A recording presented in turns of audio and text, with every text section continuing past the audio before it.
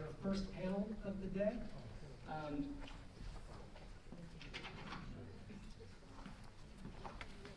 We have for you Matt Calabria. Matt Calabria is a Wake County Commissioner. He's served Wake County since 2014. Mr. Calabria has worked with the county to develop an improved data dashboard for citizen use. So Matt, I'm going to welcome you to the stage. I guess this is the stage, to run through this program a little bit and then follow up with a couple of other folks on the panel. And then Angie Newsome from our board is going to conduct a Q&A. So Matt, welcome.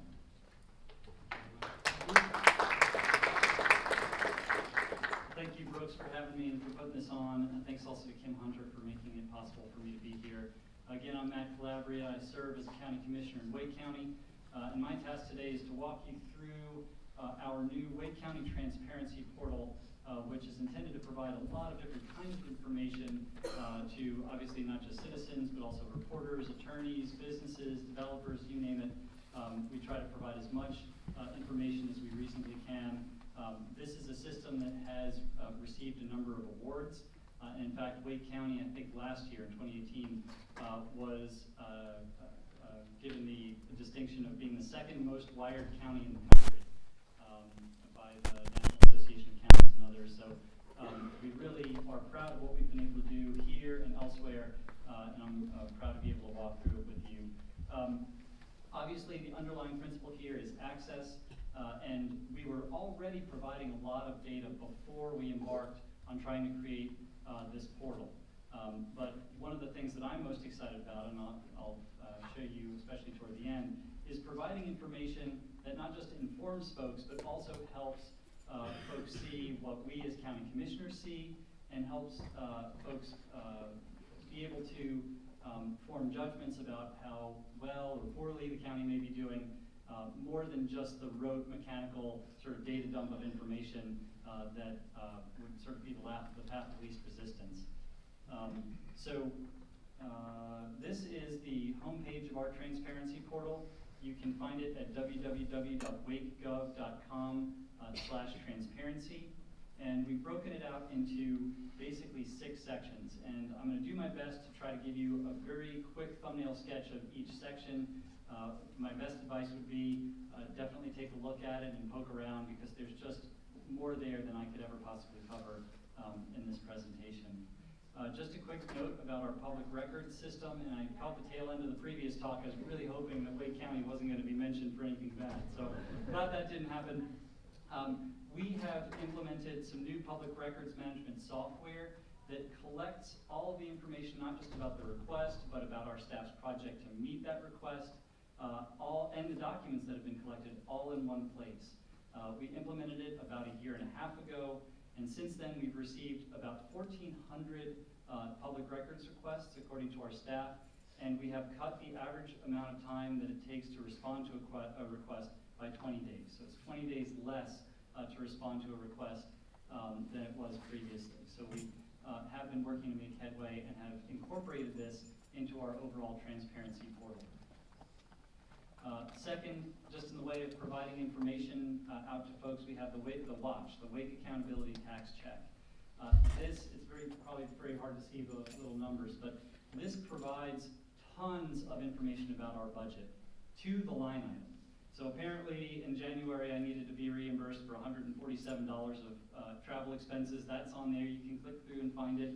If you wanted to find out how much the county was spending on dental insurance at the Wake Forest Branch Library in January of 2019, you could dig down to exactly that information. It is updated on a regular basis.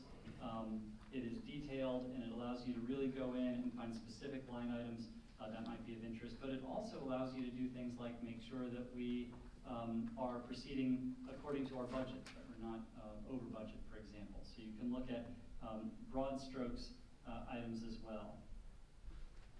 Okay, the third portion is our open data portal, which accesses more than 250 different kinds of data, or different sets of data, and puts them all at one place. You can see some of the categories here. If you want to find out more information about Raleigh police incidents, or the results of well water tests, or what our transit routes are, you can find that information on this site. And one of the cool things is that that it will, in many cases, map that out for you. So you can see an interactive map of a lot of the kinds of data that we're collecting.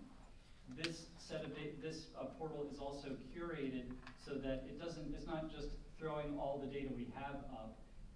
It is focusing on the things that are most requested of our staff. So we're trying to find the most important, the data of greatest interest, and put that up on the staff for people to see.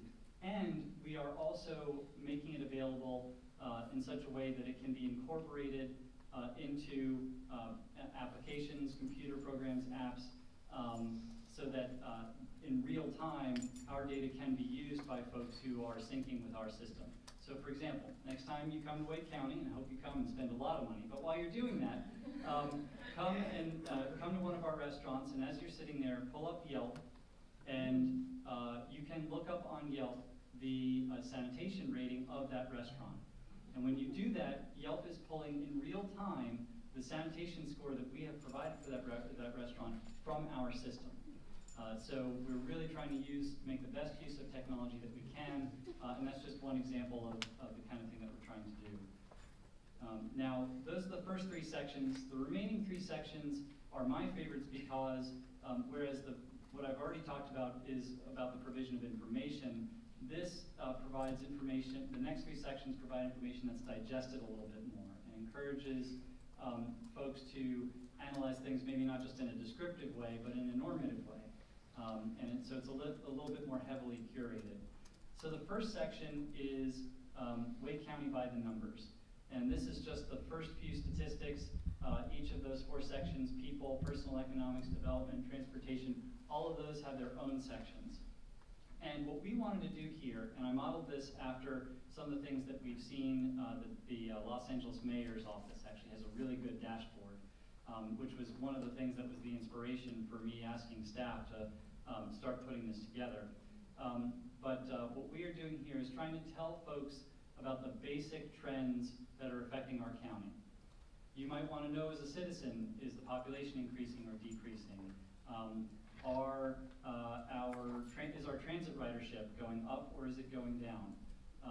Are our poverty rates going up or going down? Which of course is important to me as a county commissioner, because if I'm pushing anti-poverty programs and they've had a few years to germinate and I can't show results, well, that's a problem. So we want to make sure that that citizens and all those who are interested have the data they need to evaluate how the county is doing, but also just be good citizens and know what's going on in your county.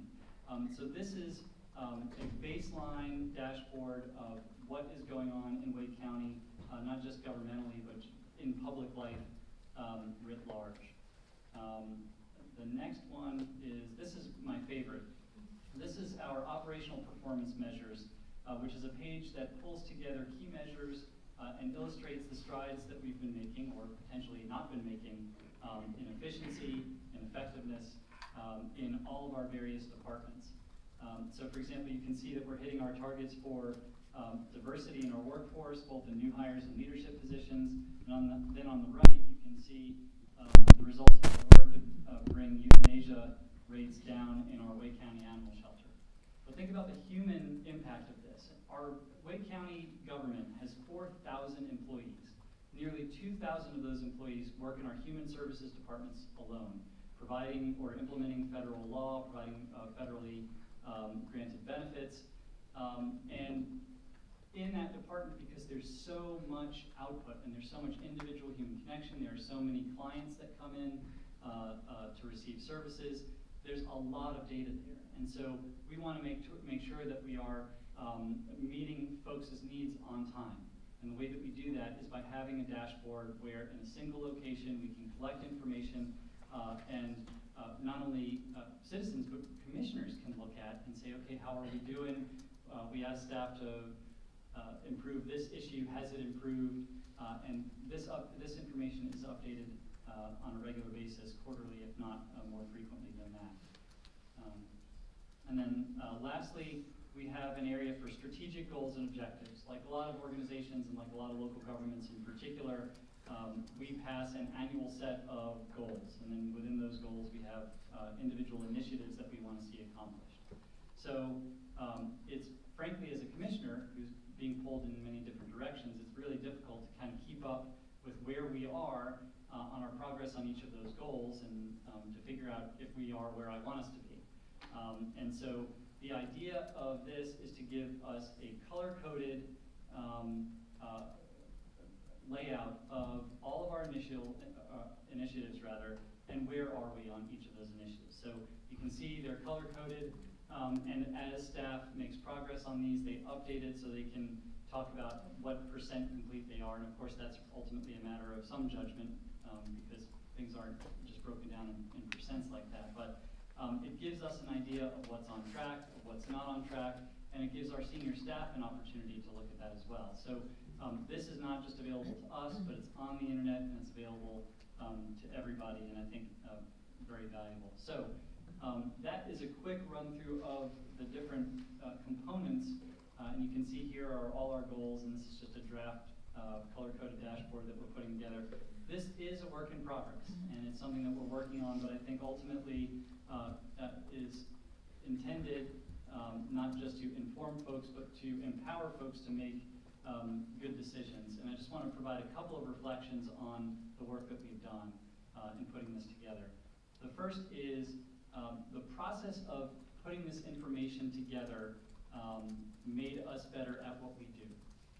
When you are sitting down to write something, and I have a feeling there are a lot of folks who communicate for a living in the room, when I sit down and write something, the process of writing and presenting something helps me organize my thoughts. In the same way, the process of putting this together has helped us organize our own thinking about how we measure success. And I think that's been a really neat outcome of what we do. The technology, as sophisticated as it has become, really was the easy part. The harder part, and the thing that took almost a year and a half of me working with staff and pestering staff and trying to work through different obstacles, the thing that's harder is going to each of our departments and saying, okay, we need to set up efforts. What should they be? Let's have an iterative conversation there. Let's make sure that you have the data to provide your progress in those different metrics. Make sure that you have a practice of updating us on your progress at every step.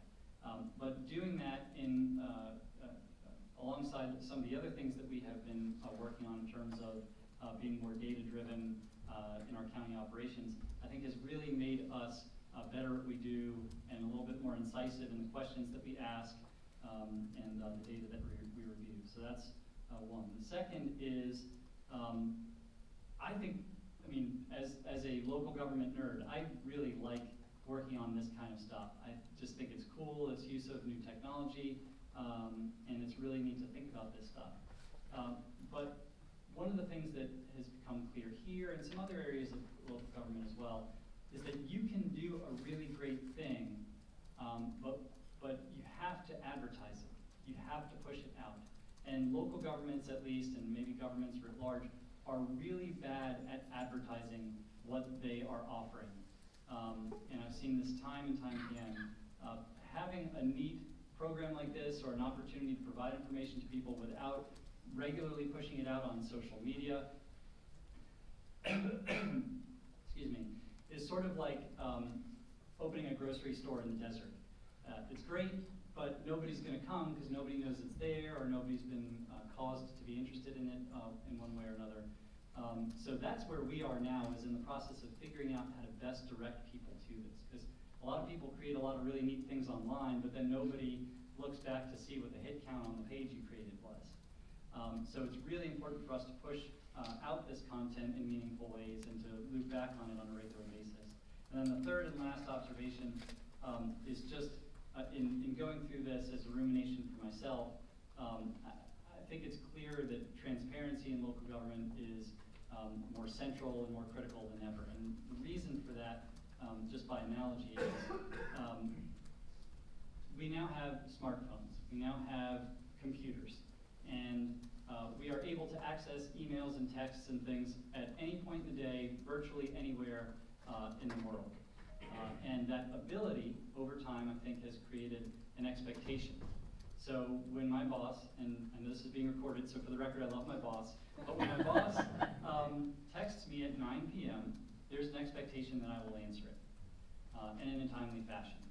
So now we have the internet, we have technology that reduces barriers to entry and transactional barriers in ways that we have never seen before. And I think with that comes an opportunity and really an expectation or a responsibility to provide the information, to use those tools available, to be more collaborative and to be more transparent. And so I think that's really been one of the themes for our work. So I will end there. I know we've got other speakers coming up, but I really do appreciate your time, and we'll look forward to furthering the conversation.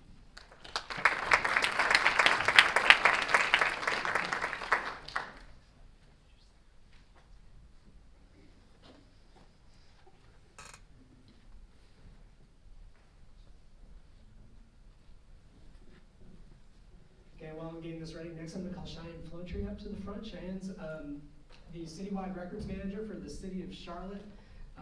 Cheyenne handles, in that role, all of the city's public records openness and fulfillment requests. And Cheyenne, come on up.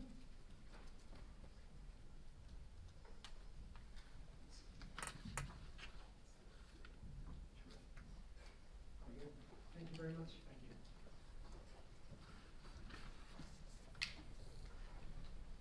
Thank you, Brooke. Thank you, everyone. Thanks for inviting me to come and speak today. I am Cheyenne Flotree. I am the Citywide Records Program Manager for the City of Charlotte. Today I'm going to be talking about an exciting new tool that the city is introducing today. Before that, though, I'm going to talk a little bit about my role at the City of Charlotte. So I am the Citywide Records Program Manager. I am the first Citywide Records Program Manager. I started in January 2018. The Citywide Records Program is in the City Clerk's Office, and we have two main duties, records management and public record requests. The records management side of things, we try to gather intellectual control, all the information and records that we generate as an organization. You can imagine the city being 8,000 plus employees, 22 different departments. We generate a massive amount of information every single day, trying to get a hold of that and know what we have, where we have it, make sure it's all going through the record cycle is part of what I do. I am also responsible for helping centralize and coordinate all the public record requests that come in through the city. We do get quite a few record requests, 557 last year, I believe, which was a 32% increase from the year before. And I kind of act as the person that makes sure everything is going all right. You can imagine also 22 different departments. Sometimes record requests are complex, trying to get everybody, to know what's going on, who's gathering what, making sure that they're doing it in a timely fashion. That's kind of what I do. And then just introducing, overall ways to improve the process and help everybody out. So in this last year of working for the city, doing this, I kind of have tried to, sit and think about, what are we trying to do with public record requests? So I really, feel it can just, break down to two things. Number one, we're meeting the public's information needs. I like to stress to all our record liaisons and everybody who I talk to in the city that, we get requests in all the time. We assign them a number, we start working on them, but every single one of those numbers is a person, and every single one of those people has an information need. So it's our duty to make sure that their information is fulfilled in as timely and efficient a manner as possible, with as much service and as much friendliness as can be. I also feel that what we're doing is, we're contributing to the culture of open government and transparency. Public institutions, they run well if the public believes in them, if they know that we're doing the right thing, if they can see what we're doing, see the work we're doing, and just have some faith in us. So, what have we done to try to increase this and try to make things better and always improve? Number one is improving and creating internal processes. All those different individuals, all those different records, it makes it easier to process them, it makes it easier to get everybody's stuff if we have processes in place, if everybody knows what their responsibilities are, if we know where to get records, If every department has a records liaison, our liaison program are the people that are in the individual departments who go about gathering the records experts. Having internal process to have this all flow smoothly has been something that I've been continually working on over the last year. Also, educating employees and officials about public records, making sure that everyone knows what their responsibilities are, knows basic things like what is a public record, what is a record, you know, what does the North Carolina Public Records Law mean, why do we have it, what are your responsibilities as a record keeper, what is your responsibilities as a public employee, just trying to get everybody to know all that stuff. And I've talked to people throughout the city, all over. And then third, one thing that we've been trying to do that we've wanted is a external public records tracker. We have an internal public records tracker, a SharePoint tracker that we use to manage public record requests that we receive in. It's how we know who's doing what, when they came in, you know, just keeping track of everything. It's kind of become more of a standard, and I think it's great for municipalities and local governments to have external trackers so that the public can also see this, can see the record requests that are coming into their local governments. They can see their requests, what state it's at, you know, just to see that it's come in. Just, you know, to understand where everything is, to create more awareness of what all the different record requests that come in. So there are a number of vendor options you can get for these external trackers. They're all very, very pricey. And so for us, our solution was we developed our own for very low cost. We developed this as a collaboration between the City Clerk's Office and the Citywide Records Program, the Office of Data Analytics, the Data Collab, and with consultation from Charlotte Communications and Marketing. This new external tracker, it's going to be part of the Charlotte Open Data Portal, and it reflects the information that we put on our internal tracker. So the information that we're using on our internal tracker, our internal SharePoint tracker, is reflected on the external tracker. So it works out really nice. So it makes our internal tracker, it makes it external. And you can see this is the new Charlotte Open Data Portal. You can go to it at data.charlottenc.gov.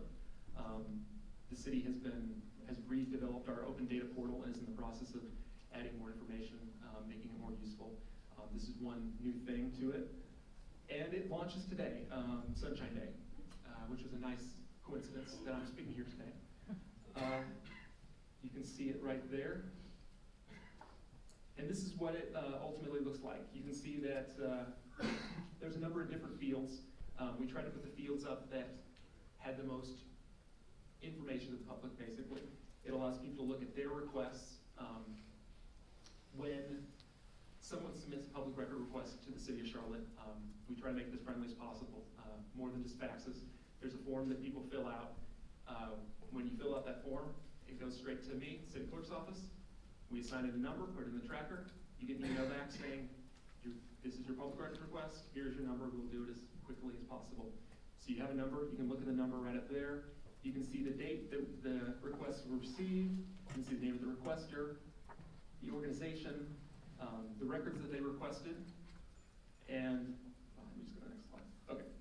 The records requested, the assigned department, the process stage, the date fulfilled and closed, whether it's a media request, and then eventually a download link. And I'm going to talk about that right now. The next step, what we want, is we want to take it to the next level. We want to evolve.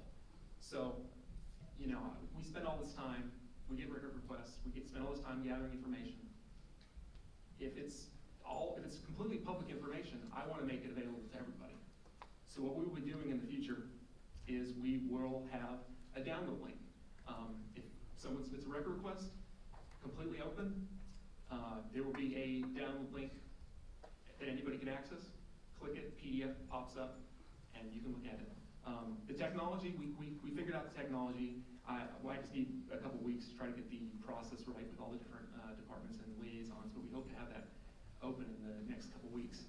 And we do actually have a couple requests right now where you can download the information, but I want to make it a standard thing where anything that's public basically is there for everybody to see.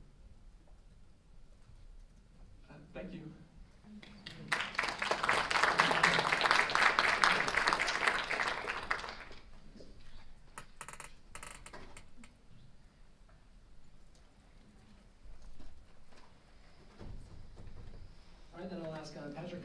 up. Patrick is a Asheville-based web developer who works for a company, PRC Apps, and they work in the open data space, and Patrick's going to share some stuff about sunshine requests, I believe.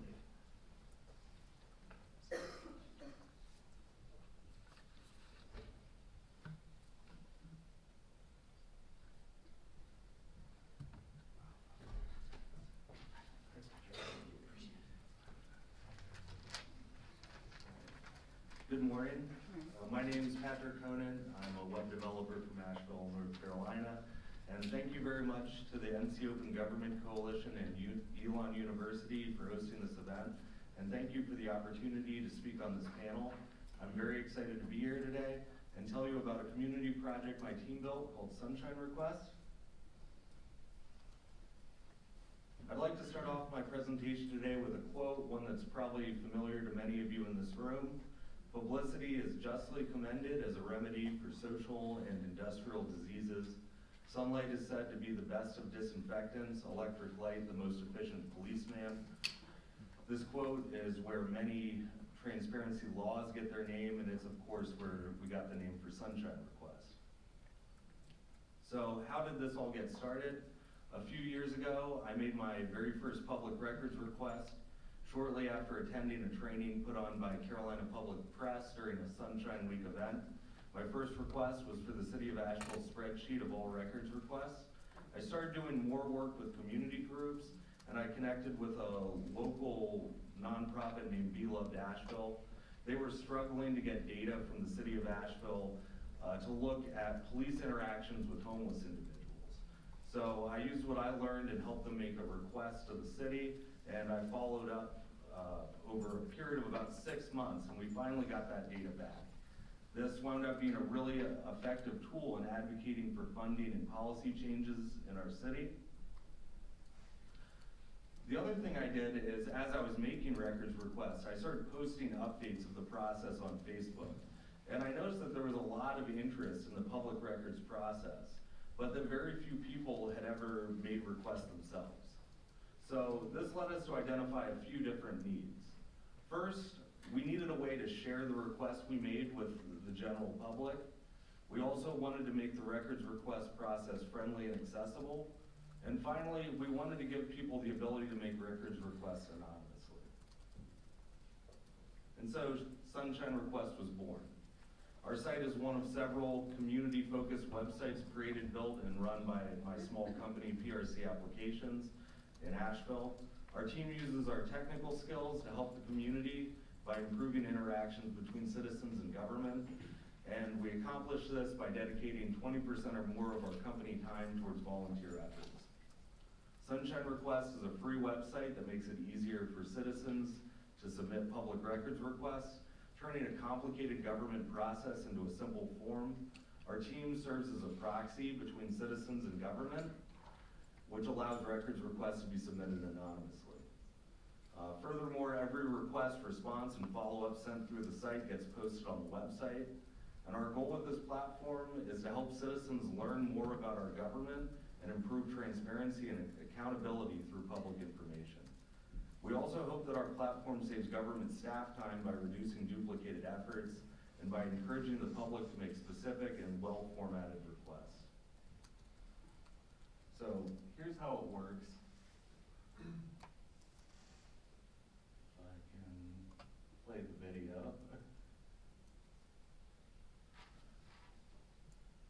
I don't seem to be online here, so I'll just talk through how the process works.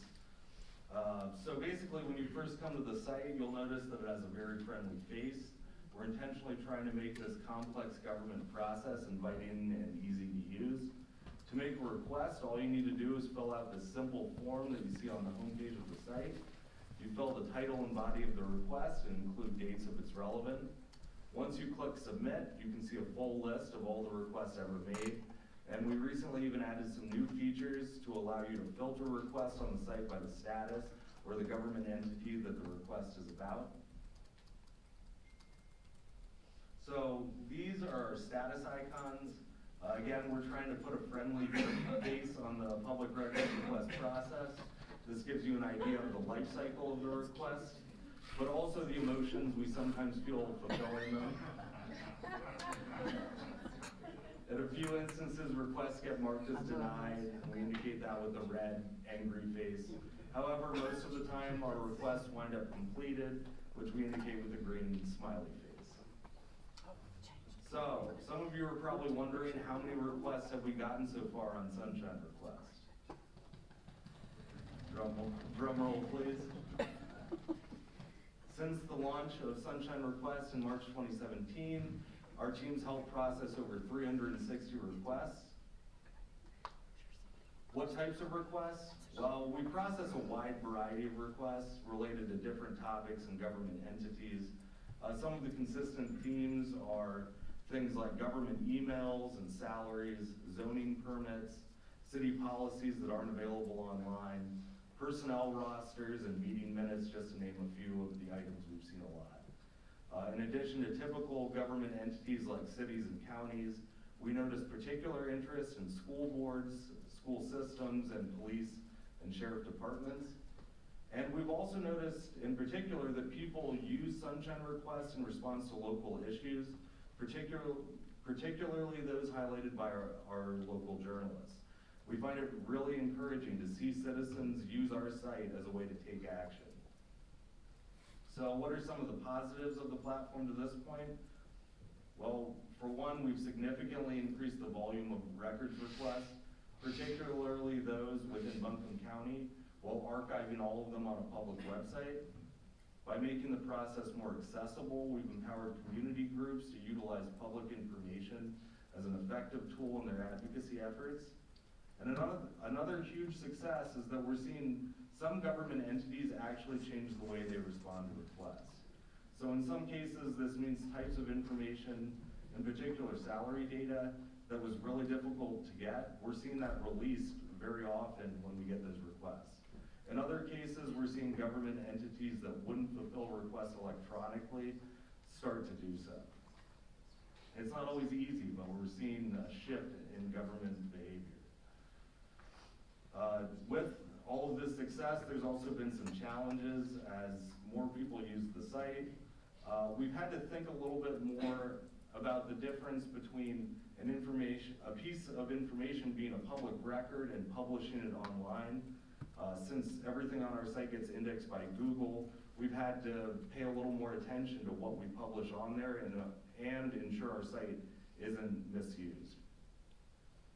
Certain entities, particularly school systems, for some reason, have been more hesitant to fulfill requests or ask us to pick up records in person rather than provide them digitally. In some cases, fees associated with requests have presented challenges. Also, we've started to get requests for different states, from people all across the country, and we're primarily familiar with NC Public Records Law, so it's required us to do a bit of research to fulfill those requests. And finally, to this point, our company subsidizes all of the time used to develop the platform, as well as the staff time to fulfill all of the requests.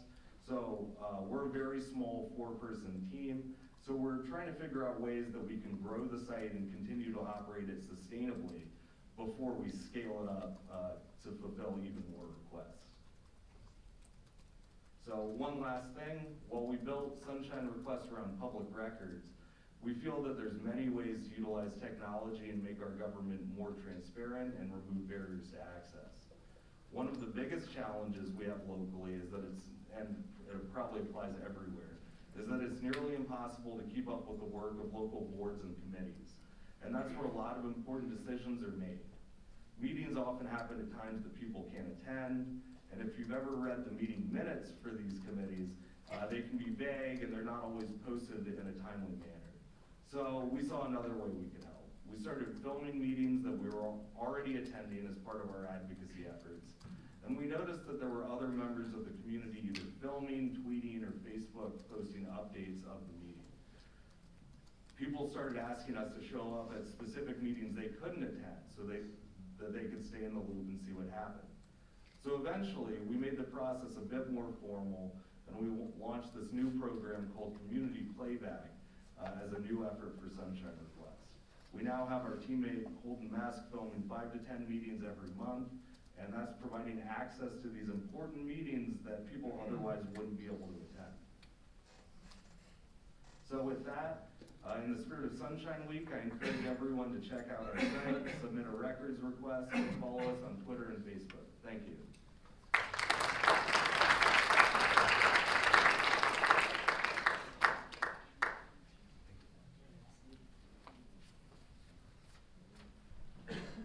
So with that, I'm going to ask the panelists to come up, and Angie Newsome from our board is going to lead us in discussion.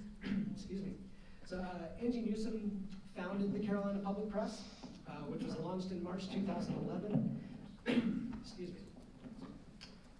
She's a North Carolina native with a master's degree from UNC Chapel Hill. She has more than 15 years of experience in daily, online, and magazine journalism. She's won numerous awards and was named one of 4 new media women entrepreneurs by the McCormick Foundation in 2012. Angie lives in Buncombe County and oversees efforts to improve and measure sustainability, reach, and impact of the Carolina Public Press and its work in North Carolina. So Angie, you're going to lead us in questions, and I believe those lav mics are hot and ready to go. Thank you. Thank you, Brooks. Can y'all hear me okay? I like in a thunderdome. One of you just need it. Yeah. Well, I am going to be moderating a Q&A with these guys, but obviously want this to be open to y'all too.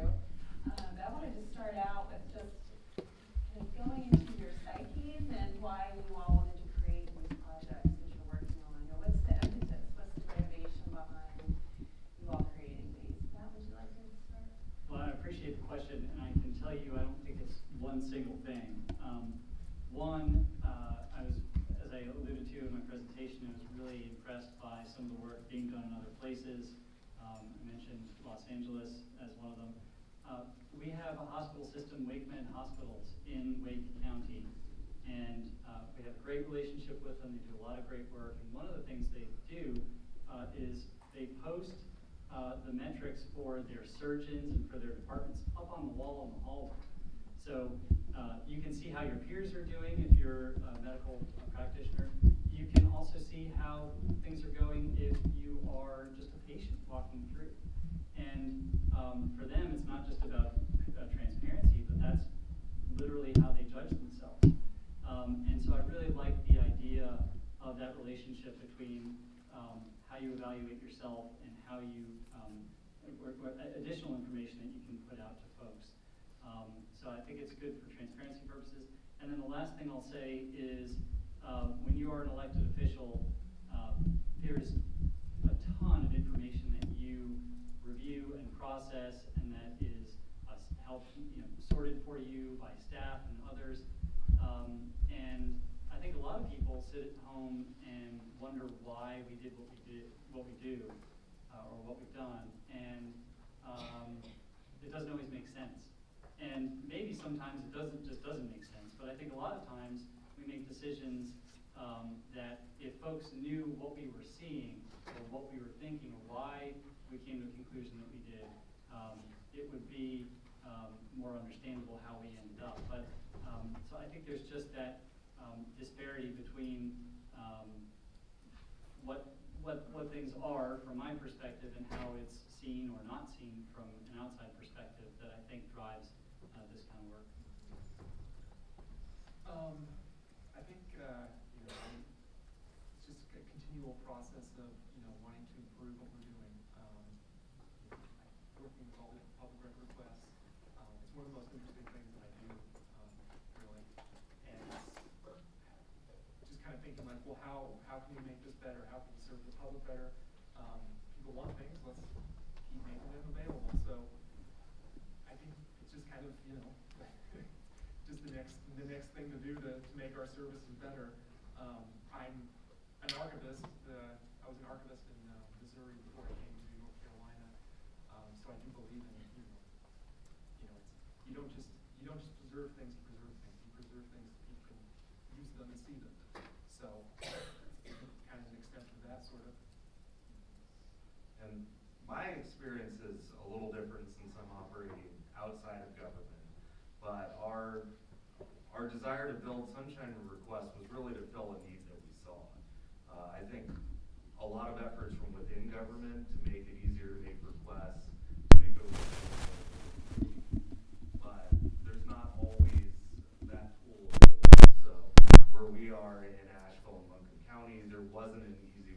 see all the records requests made online in one place. And I also think that there's a benefit to creating tools that bridge requests from multiple government entities and put it all on one platform. Because sometimes related information, you have to make requests to a lot of different entities, even though it's a similar request. So there's value in looking at records many different ways. And really, we built Sunshine Requests because we saw it. Yeah, Patrick, you talked specifically about your team of 4 putting this together. Talk about the infrastructure and your projects and how they're maintained, updated, improved. How are y'all doing that? In terms of Yeah, how did you, all of just the, creating it, yeah. yeah. It's a hard process because in Wake County you just have so many departments to gather data from, and what we have done is try to automate as much of it as possible. So there is data that is just directly pulled from our records when it comes to some of the GIS related stuff, or permitting or those sorts of things. We try to make sure that we automate as much of it as we can to ease the burden on our staff.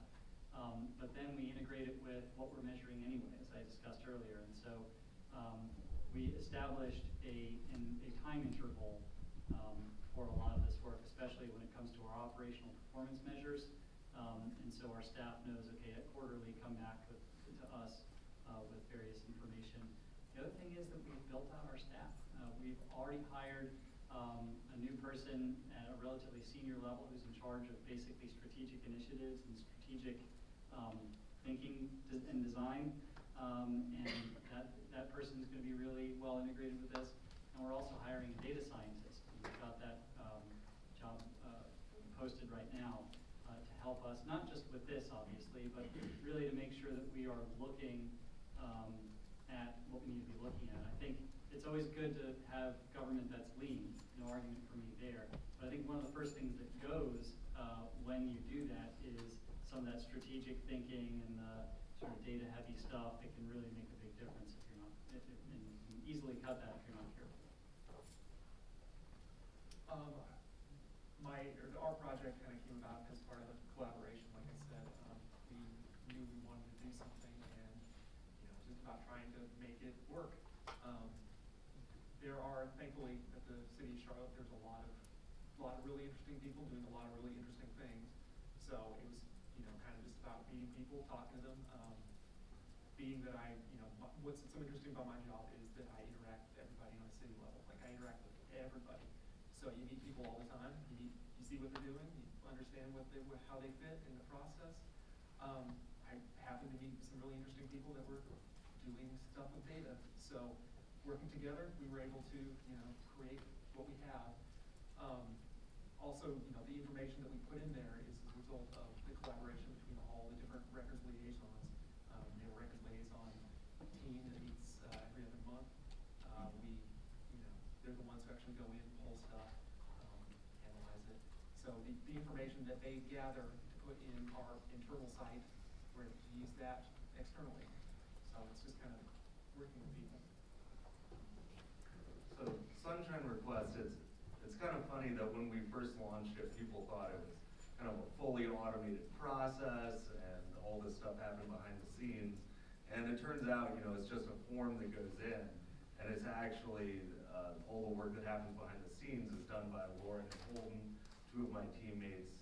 My business partner, Jesse Michael, and I built the site pretty quickly over just a few weeks and got it up and running. So for us, the way we do it is we just see the request come in and we write the emails just like anyone else would do and get it to the right government entity. Some of the things we've learned is, we typically know how to find the right person to send it to. We know how to make some minor adjustments to the request to ensure that it has a good chance of getting fulfilled. But, most importantly, we know to follow up until the request comes back or gets clearly denied. So there isn't a lot of magic in the way our operation works, but I'm very proud of how we're able to make it work and get a lot of information out there, even with a really, really small team. So Patrick, Patrick, do y'all publish the results of every request that is successful? Yes, we do. And actually, beyond that, we show every email going back and forth to get to that point. Because we felt that that was a really important part of helping other members of the public understand the process to get a request filled. It seems, at least for me personally, it was very intimidating the first few times. Am I emailing the right person? Am I asking the right thing? Is this, are they going to be mad about what I'm asking for, especially with more sensitive data sets? So by publishing the full correspondence back and forth, we use transparency in another sense to make the process easier to understand and to try to encourage others to use the tool. So following that, I'm kind of interested in how y'all decide, specifically Matt, I was interested in the operational slides you had on performance measures and your strategic goals.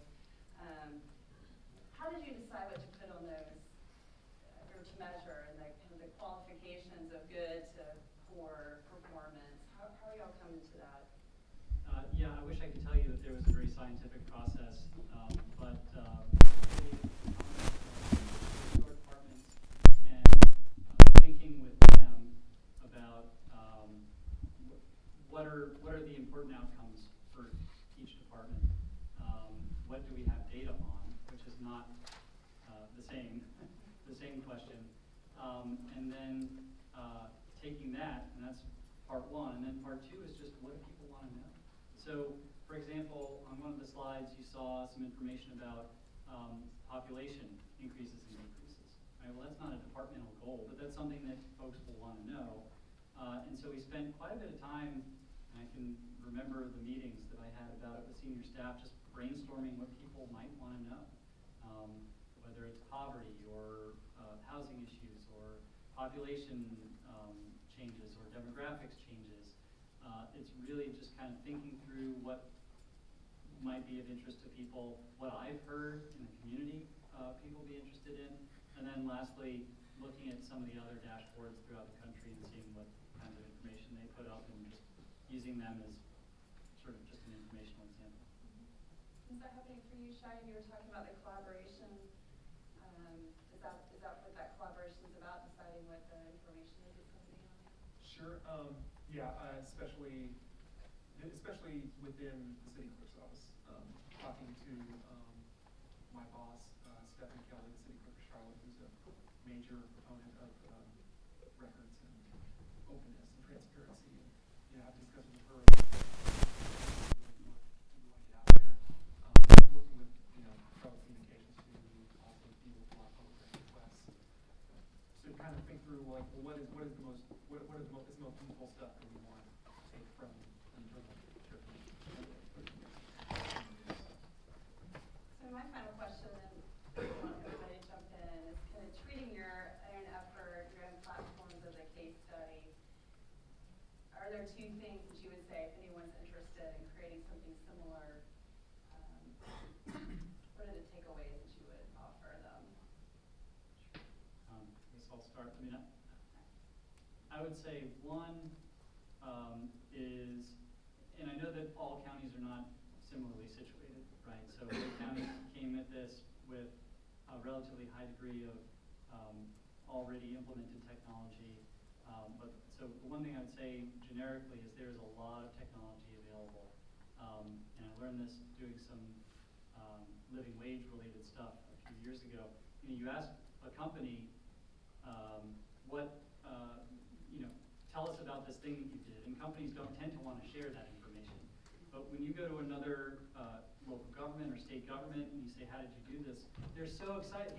Here's our stuff, here's our processes, here's our program, here's our logo. You can just change the name on it if you want. I mean, they're very giving in that respect. And so there's a lot out there. You don't have to reinvent the wheel because a lot of the times the barriers are not cost. It's just time and frustration and staff time and all those sorts of things. And then the second thing I would say is that this is, in order to do this well, you have to be organized as an institution, as a government entity. And just as the old saying, there's no such thing as a good idea poorly put, well, there's no such thing as a good presentation of information that didn't get, that didn't require getting it right on the back end. So I think making sure that you have the metrics in place is really the more important, the most important thing, not just for this project, but for, I think, getting to the next level in government. Dream big. I tell my records liaisons, what do we want? What would be the best possible thing that we want? What would be the best that we can do?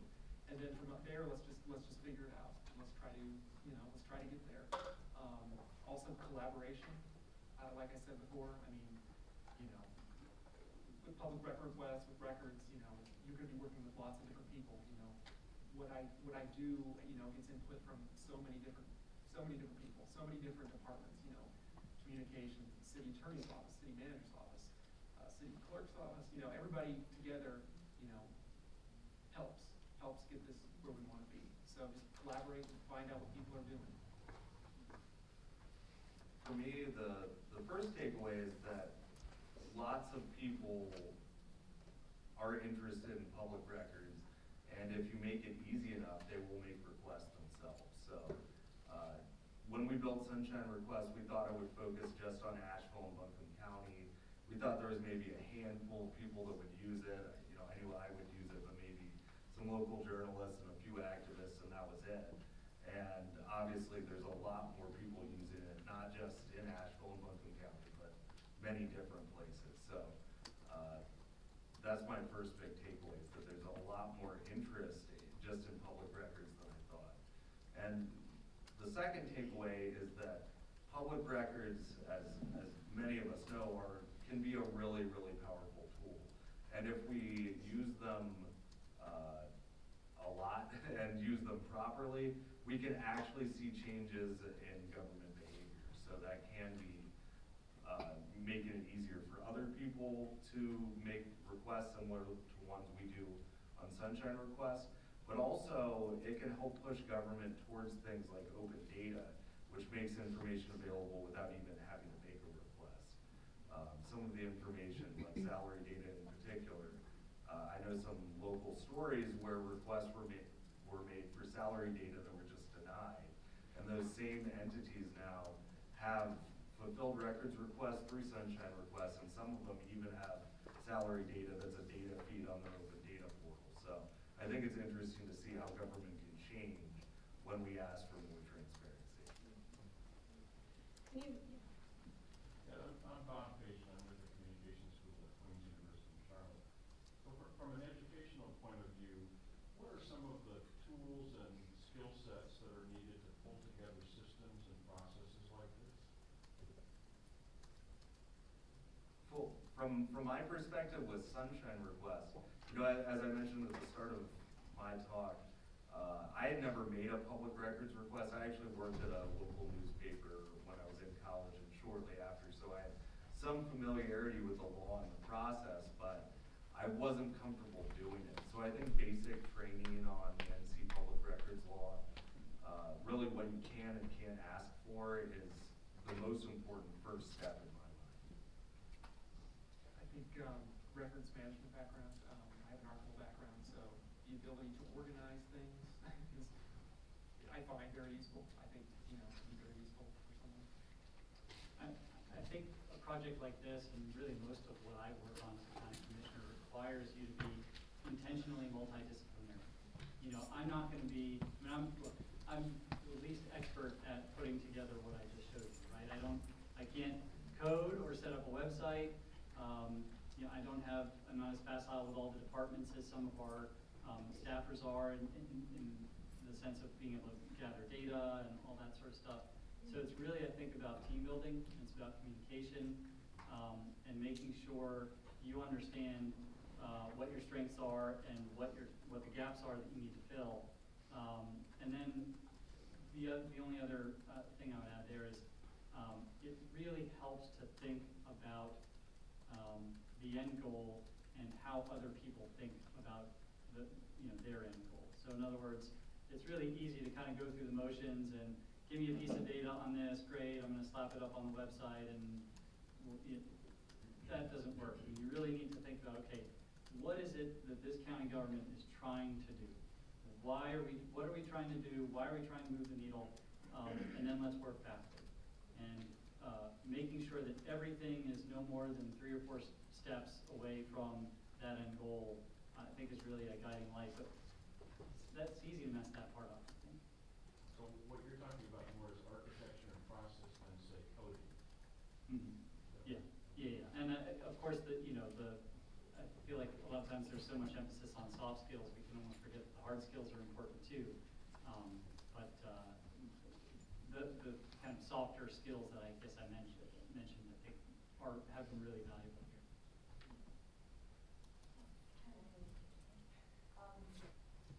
From all the requests that you have received, could you maybe mention one that you found the most interesting or the most revelatory or anything that actually changed the way that the first 2 cities maybe changed things or realized, oh boy, well, I don't know if it would be from the journalist or also from your app, anything that you came across with this transparency where you're showing the emails where anything was changed or someone used it, specific examples. From my perspective, I can think of, there are some where requests were made for local tourism boards emails. That was really illuminating in terms of their pay structure, their bonus structure, and that caused a lot of discussion in our community about really how transparent should not just typical government entities like cities and counties, but tourism boards and the quasi-governmental agency that manages their money. It started a lot of discussion around what transparency should be for an organization like that. And now, maybe 2 or so years later, we do see that organization being more transparent than they were previously because people cared about that records request. I mean, there's so many requests that come in, it's kind of a blur in a way, but it always, like, it's interesting because there'll be so many different types of requests. So like requests will kind of, it'll make us better in doing certain things if we get them. So, if we get a flood of requests about text messages or, all of a sudden I realize, yeah, I need to instruct more employees on how to physically get your text messages off your phone, so for the record request.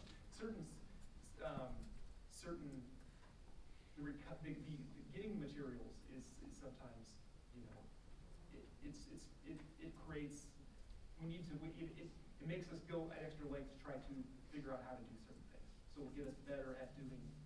Does that make any sense? Yes. Okay. We've gotten requests from your app too, and I'm thinking like, I really like those graphics. Those are really nice. Me and the city clerk actually had a conversation about the graphics. Being like, those are nice graphics. We like those graphics. So I have a hard time answering your question because I don't deal with the records requests as they come in. Occasionally, when they relate to individual commissioners, they'll let us know, hey, this request came in for your emails regarding whatever, and then they'll let us know in that respect. But we don't tend to fill requests. What I will say is that occasionally we'll see requests come in for, minutes of some committee of, we have a lot of citizen committees and that sort of thing, and we rely on them to advise the county commission on any number of issues. So a lot of times we'll get requests for records related to those committees or different kind of sub-organs of government meeting. And then my response will be, what do you mean you don't keep minutes? Or what, those sorts of things. So I think in that respect, it's helped us police our own operations to ensure that we're keeping appropriate records and that we are being transparent in that way. Hi, I'm Jason DeBrune with North Carolina Public Radio. How much do you know about your requesters, the individuals making the requests, and what percentage are media, activists, citizen journalists, just individuals curious about a sewer project, perhaps, roughly speaking, of course? know as much as they're willing to provide to us. I mean, according to North Carolina public records law, they don't have to identify anything. All they have to do is, tell us how they want the material delivered. So, it can go anywhere from, unknown, no information except an email address to, this is my name, this is my address, this is my organization, all that sort of stuff. I haven't broken down the numbers as far as how many news organizations. I would say, just off the top of my head, if I had to guess, maybe like 10%. Or news? Yeah. Oh, that's smaller than I would guess. We get a lot of requests. We get a lot of requests from the public, just in general, and a lot of those, there's differentiation that we have between public records requests and say requests for information. So if somebody wants something that we can provide just right away, like it's on the website or something like city council minutes, we just direct them that way, or we give them whatever PDF they want, and then it doesn't go into the system if we don't count it as a public records request. So we get, for all the 557 we received last year, we probably received like 3 times that amount. That was just like, go to Mecklenburg County, go to Charlotte Mecklenburg School, other entities, or go to our website. This is available here. So yeah. Do you get a lot from developers and attorneys? We do. I would say with Sunshine Request, it's anonymous, so I don't actually know anything about who's making the request. You can look the request website and spot some trends, but it's kind of by design. We allow people to do it anonymously, and sometimes that's to make it more accessible so people aren't afraid to do it. And sometimes it's because people are asking about things that are, more sensitive. The same reasons I talked about. I tend not to know who's making the request most of the time. And I'm kind of happy about that, to be honest, because if a developer makes a public record request, well, I typically don't want to get into anything related to vendors or developers or that on individual cases, because I don't want my inquiries related to that to be seen by staff as being in favor of one private entity or against a private entity. I'm totally happy for that to happen on its own. What I will say is that the public records requests that you tend to care about the most as an elected official, you already know who they are, you already know what they want. Yes. Yeah, so it sounds like that City of Charlotte Wake County is doing a great job tracking stuff that the government creates or that is created on a government platform. What, if anything, are you guys doing to make sure that your employees in the government are complying with the other half of that law that would subject, the public records requirements to records creating private emails and personal text messages? Have you guys implemented a structure for that as well?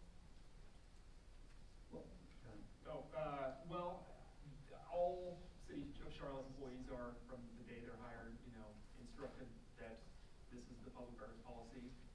Yes, you can create public records on your personal device. You don't have to create it on city-issued devices. It can be, as long as it is about business that you do as a public official, that it is public record.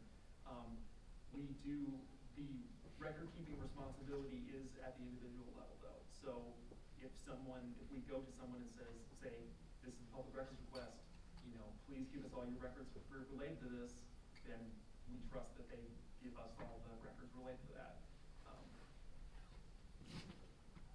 I can tell you, for us, there are very clear instructions from our senior staff and our county attorney to try to make sure that we keep as much of county business as humanly possible on the county servers, on the county email address. Just personally, I try to be as ruthless as I can, really, about just never conducting business by text message. Just don't. And when I can't tell you the number of times where even other elected officials, not necessarily even within county government, will email me from their personal email address to my personal email address, and then I'll have to forward it to my county email address because I don't want there to be any question about having a one-stop repository for everything that is not commingled with my Gmail. And so I just try to be ruthless about funneling everything into my WakeGov account. The other thing that happens, and frankly this is fine, it's nobody's to blame, but one of the things that's irritating as an elected official is getting Facebook message requests. Because then, okay, I'm on my phone, it's really hard to copy paste, so then I'm gonna open it on my computer and then put it in an email, and then I'm gonna email it to the staff person who can answer the question, and it's gonna come back to me. Then I'm gonna copy and paste it back into the Facebook request and send it to that person, and maybe that'll be good. You know, so you have a lot of that kind of thing, and I think with every additional means of communicating, Twitter, Facebook, whatever it may be, you have another hurdle that you really need to be fastidious about. Steven, I think that would be our last I'd one. like to follow up on Matt's comment about the fact that all counties are not equal in terms of their ability to do these things. In fact, half of our counties have lost population since 2010. You guys are from wealthy, dynamic, growing places. My question is, what can you think of that we can do to help get these tools in the hands of these poorer and more rural counties, where we have found over time there's far less compliance with public records laws than in the big municipalities and the wealthy counties? I would say, first is to instruct them to, help them get their records management order. You can't fulfill what you don't know what you have. So I would instruct, them to, make sure that every one of their departments, divisions is taking good stock of what their records are that they're creating. They should be doing that anyways. I would also say set up a Vanguard, or we call it the Vanguard program, set up a liaison program to have record liaisons for each department, so that if a records request comes in, you can go straight to the person who might be the expert in that matter, who can then go to another person who can collect the stuff. So, in my mind, it's starting at records before technology even would be the place to start. Yeah, and it's a better question than I have an answer for, but what I would offer is that I think that the software is good enough that, my suspicion at least, is that there are enough varieties of software and varieties of systems that are sensitive to the market and the fact that there are thousands upon thousands of small counties in the country, that there are at least some platforms that are targeted toward that market. But like you said, I think a lot of it is trying to figure out some other pieces before you get to the technology component.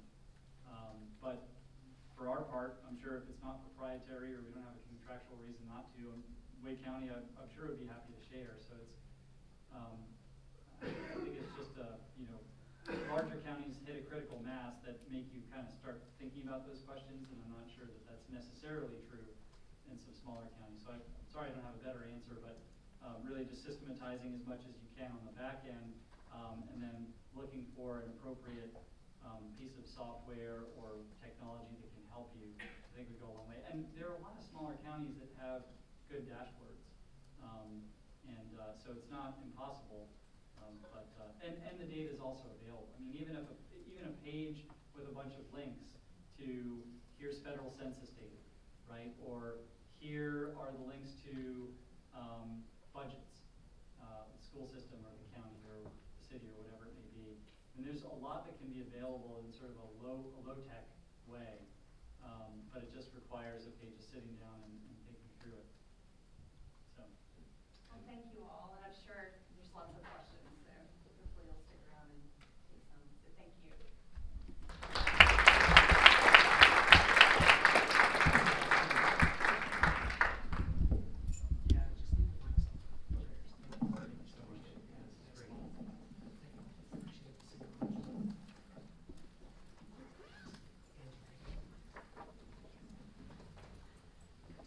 All right, so first of all, Patrick, you guys didn't pay for this sponsorship. I just want to make sure you know they didn't cut us big enough to check, so we're still really proud of the work that Central Request has done, all that aside.